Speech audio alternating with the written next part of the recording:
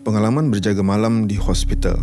Satu kisah benar yang diceritakan semula. Kisah ini sangat mengerikan bagi sesiapa yang sudah biasa shift malam. Sewaktu shift malam, ada 4 orang staf lelaki yang dapat shift malam. Rizal, Azman, saya dan Apis. Yang lain semuanya gegel. Setiap seorang lelaki ditugaskan berlainan tempat tapi satu building. Saya pula kena campak dekat lorong sahala dengan kecemasan dengan stok penyimpanan darah. Jalan tu jalan sahala dengan tempat forensik, tempat penyimpanan bilik mayat dan juga bedah mayat. Masa tu patient semua dah tidur. Yang staff gegel duduk dekat kaunter. So aku bosan kerja dah settle, nak pergi turun jap ikut tangga hujung. Sebab dekat situ pot budak-budak staff lelaki lepak.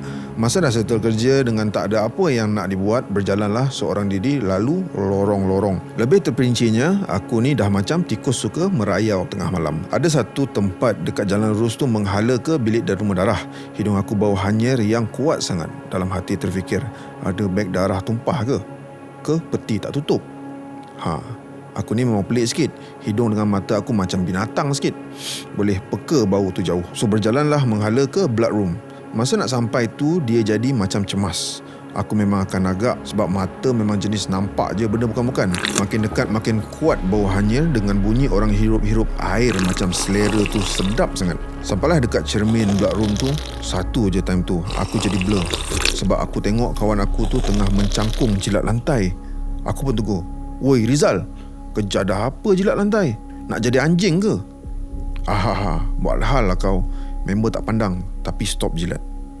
Tiba-tiba Rizal nyaut dari hujung pintu simpang nak keluar ke emergency fire door. "Kau panggil aku ke? Aku kat sini lah. Ni budak-budak ni ada." Aku terus tersentak. "Siapa tadi aku tegur?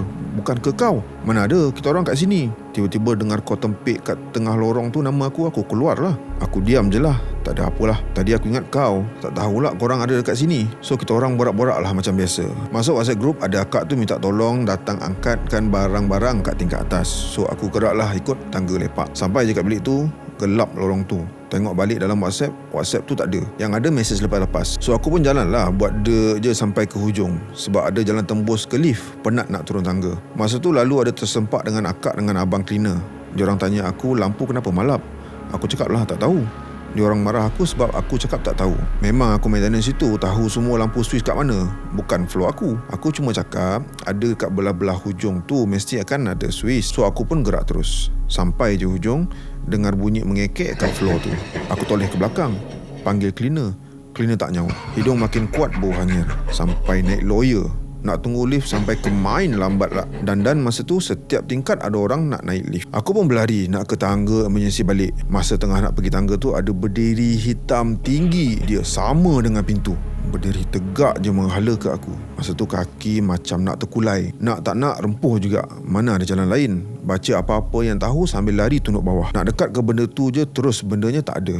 Korang boleh bayang aku terjun tangga macam tak jejak anak tangga.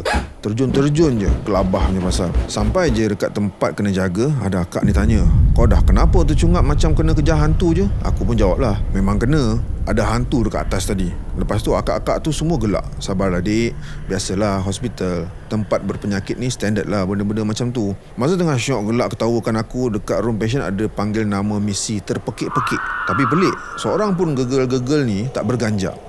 Senyap ke mata je macam orang berak dalam seluar. Aku tanyalah, "Kenapa tak pergi?" "Ada pesakit panggil lah." Diorang kata, "Kau pergilah tengok." Tak nak aku. Aku blur kejap. Dah kenapa diorang ni?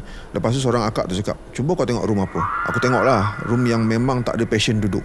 First class ni jarang orang duduk sebab yelah mahal kot. And orang-orang kerja bagus je lah boleh dapat. Yang aku pun gatai nak intai juga dekat pintu kaca tu. Nampaklah ada lelaki Cina tua tersengguk-sengguk, beruban putih kepalanya. Baju dia ada tompok darah. Aku cakap dekat sis tu, "Ada atuk tua baju dia penuh darah lah kak. Kenapa tak tolong?" Semua diam je buat tak dengar. Bila pandang balik, yang ni aku terperanjat sampai tergolek ke belakang. Ada muka melekat dekat tingkap pintu. Mata dia penuh hitam. Berlari aku ke kaunter. Soalnya yang lain tak pernah nampak dan takkan nampak. Tapi aku je nampak. Lepas jadi tu, aku duduk je dengan diorang tak ke mana-mana. Sampailah hari-hari lain yang aku duduk setempat je tak bergerak. Budak-budak lain ajak ke tangga pun aku kata busy je. Tapi setiap kali aku balik rumah, bila ada budak kecil tengok aku, dia punya melalak tu macam tengah tengok benda dekat belakang aku. Start dari tu, aku syak macam asyik benda mengikut je dari hospital. Aku gila berubat.